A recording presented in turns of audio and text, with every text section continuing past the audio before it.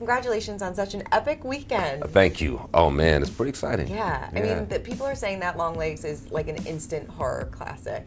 Yeah. And being that this is your first real horror film. I think I picked a good one. You picked a good one. I mean, you never know. You Yeah. never know. You get a feeling. I am a big horror fan myself. And you're right, this is my first time being in a horror film. I've done a couple psychological thrillers, but never a horror film, you know, proper horror in this genre. And yeah, it's been amazing. I mean, I had met with Oz Perkins, the director and writer of Longlegs, over Zoom. We were just talking about Zoom. And we just kind of clicked. And I loved what he had written up until the final scene. Yeah. I don't know if you saw the movie, but he had not written the final scene yet.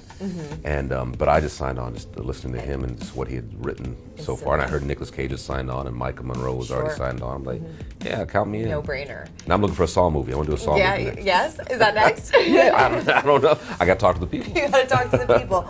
Well, so now that people have digested this movie, have seen it, what do you feel like the reaction is about the ending? Because this movie takes so many twists and turns that people aren't expecting. So when you read that script for the first time and found out what happened, and so what was your reaction?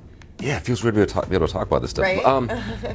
I loved it because it was yet another twist. Sure. And you know, talking to my friends and family and people, just people who have seen it, they don't really know where it's going. Yeah. You know, what Oz did, I think, brilliantly was he kind of took shades and textures of different films we know, Silence of the Lambs and many other ones. Yep. But he really, in addition to that, created his own special thing.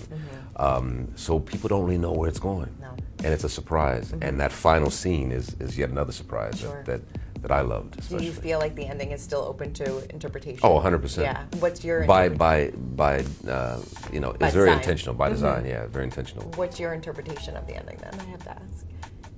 Well, I think the reason people say that this movie is unsettling is because the message in my interpretation is evil exists and evil persists. So does good. This is a classic battle of good and evil. Micah Monroe's character being the good, of course, and Nick Cage as being the evil. Yeah. But it's very clear at the end, the final moment, that evil does persist. Do you feel like it leaves it open for a sequel?